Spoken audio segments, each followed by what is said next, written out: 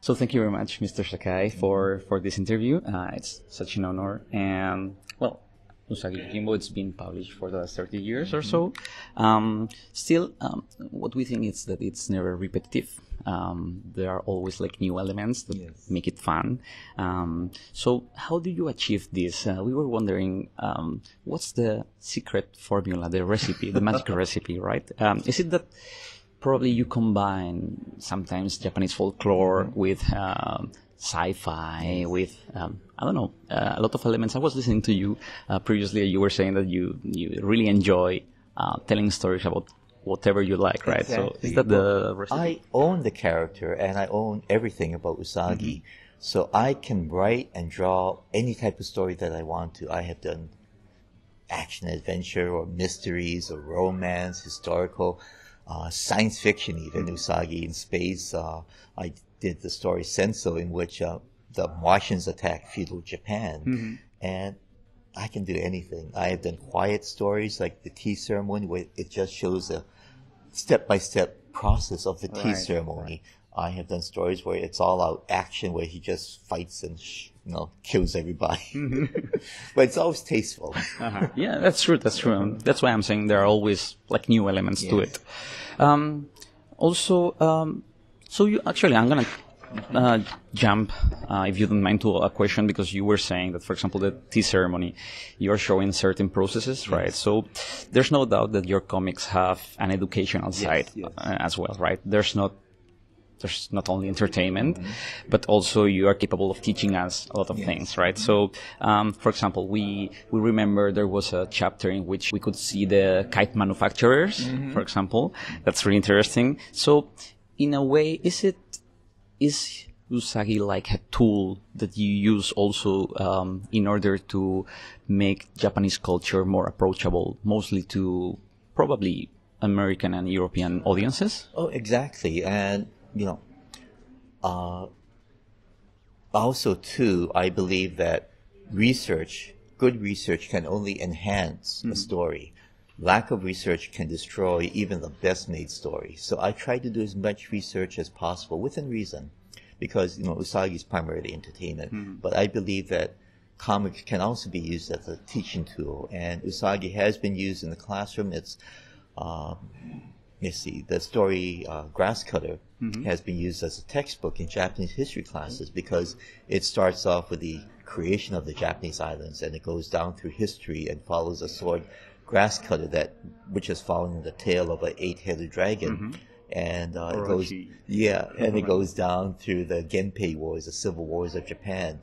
And I received education awards, library awards. I received the Cultural Ambassador Awards from the Japanese American National Museum, and things like that.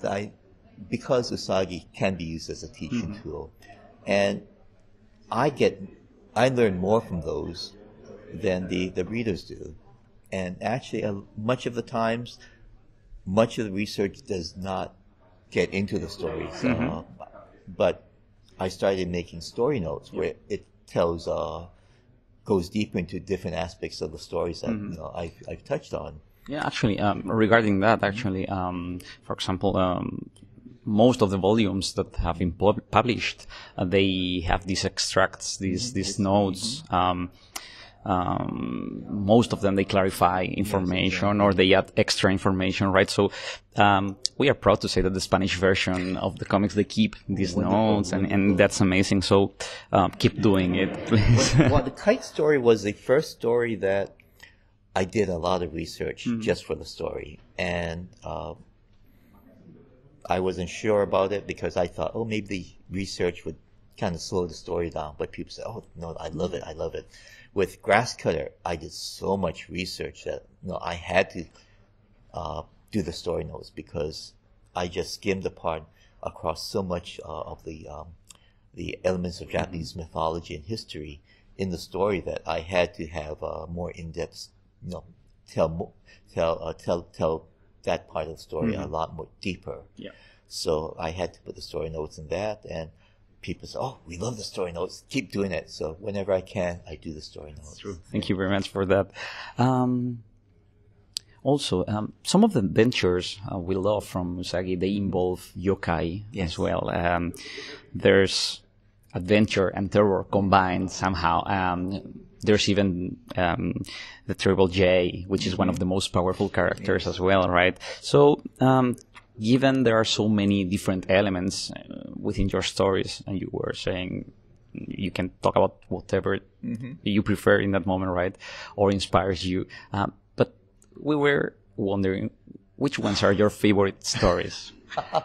Well, yokai certainly are my favorite. Not favorite, but I like the historical stories. However, yokai is such a big part of Japanese folklore and mythology. Japan has, for a country that small, has such a rich tradition of folklore, monsters and demons. Not only the really horrific, not only the scary ones, but the really goofy ones as well, like the umbrellas at with the foot, and it's believe that when an object reaches 100 years old, like the sandals, it takes on life, and that's why there are so few second-hand shops in Japan, because you never know how old that teapot is. It might be 99 years old, and next year, if you buy it, it will come to life and start jumping around your house.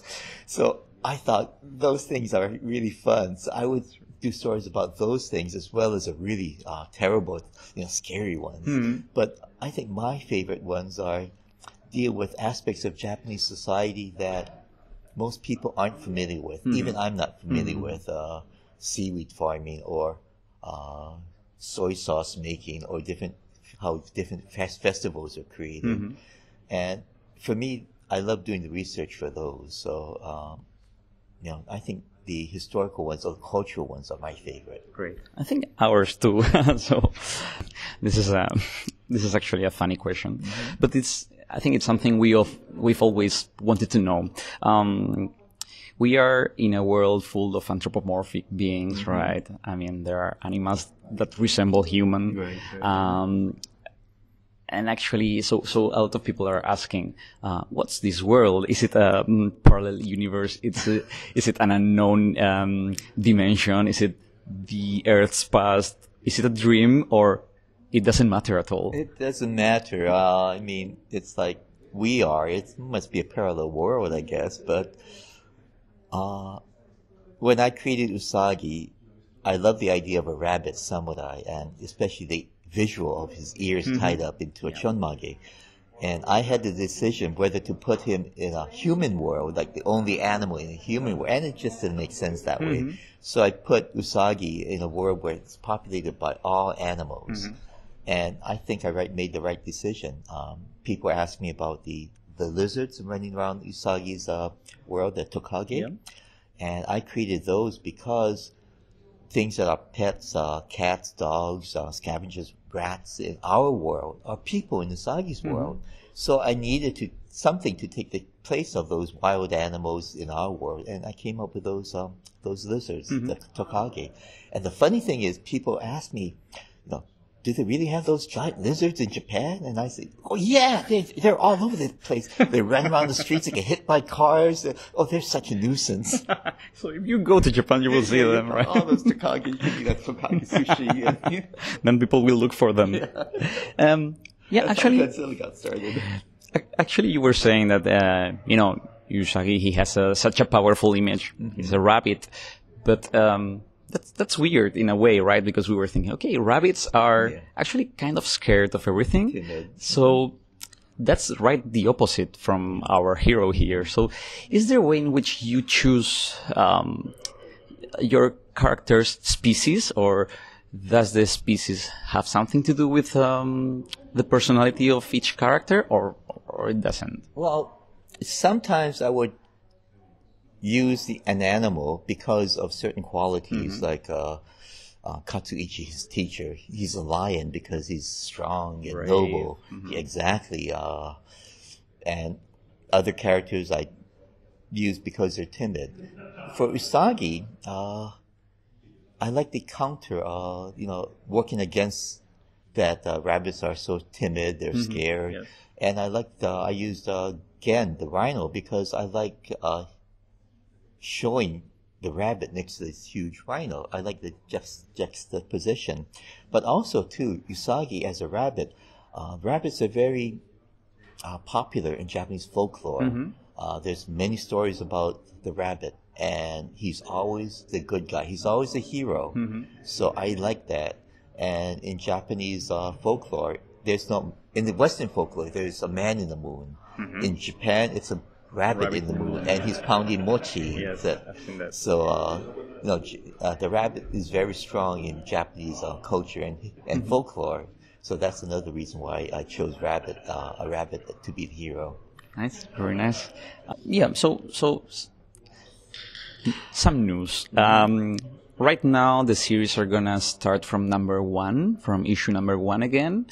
Many people are thinking, okay, is this going to affect the continuity of the series, or what's the reason behind this decision? The reason behind it is Dark Horse, their marketing department. Okay. However, on the cover it would say like Usagi Jimbo, the hidden number 1 of 7, but inside it was still have the continuing numbers. They'll have the hidden number 1, but at the same time next to it will say Dark Horse issue number 263. Next to it will say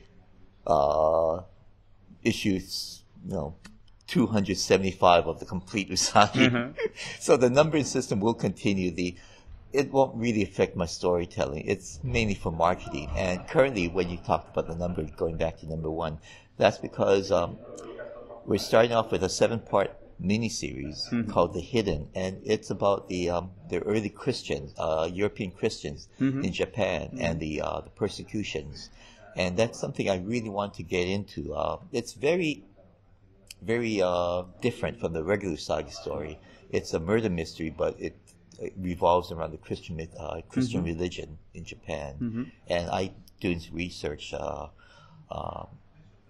Last year I was in Japan. I visited a Christian mirror maker, traditional mirror maker, and he showed me how he's the last of a long line of mirror makers, and there's no one to take his place. So after he dies, that tradition has ended.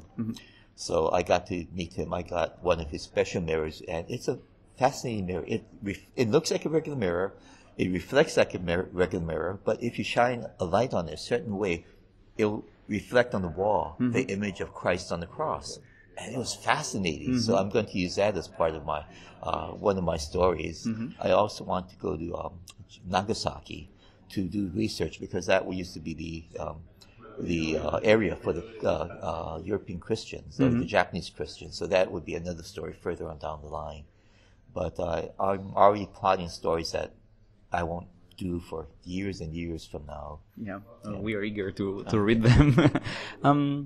This is a must as well. We've seen Usagi playing a role in the Three Ninja Turtles series, right? But it was time for Usagi to have his very own series, right? So can you tell anything about it? Are you involved in the project? Yes. And is it gonna keep the same tone as your comic books?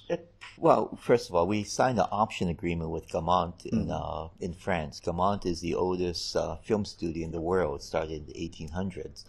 And they want to do a TV series. We're in early development right now. It's no guarantee that there will be a TV series. Okay. But fingers crossed. However, the way a television works now, the audience has gotten much younger. For cartoons. So we're aiming towards a 7 to 11 year age range.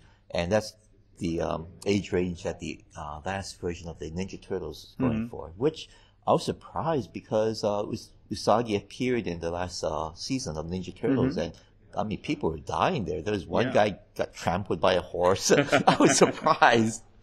But the Ninja Turtles are being rebooted as well, and they're going for a much younger audience. And that seems to be the trend. Well, I guess the audience is tougher right now than we were used to be, right? I was told that by the time a child reaches 6 years old, he's already left cartoons and he's on to video games. So that's why I heard that the Rocketeer is being rebooted for the 2 to 4 age range. So 2 to 4. 2 to 4, that's really surprised me. Yes, actually. So, okay, yesterday I was listening to Matt Fraction here. He said that whenever he writes a script, he always keeps in mind the end for it. So he can't start writing if he doesn't know the ending for the story, right? So we hope your answer is no. Usagi will keep having stories forever, but have you ever thought of an ending? Do you have an ending in mind? Well, when I first came up with Usagi, there was a definite ending in mind, and he dies a glorious death. well, I mean, it makes sense. But it doesn't pertain anymore because Usagi started off as a secondary character in the Nielsen Ground Thumpers storyline, and with Nielsen, there was a definite beginning, middle, and end. I had planned it out as the 2,500 page story, and Usagi appears in page 1,000, and it's basically tells why there are funny animals, why they're humans, and why they're mixtures of regular animals. But I just don't think I'll be able to do the story right anymore. So, so there is no end. Okay, so we have many other questions, but that's the end for now. Okay, so well, thank you very much. As I've said, it's an honor because you have to know that there are really a lot of huge fans of you and your work here in Spain, and it's a pleasure talking to you. Thank you very much. Thank you.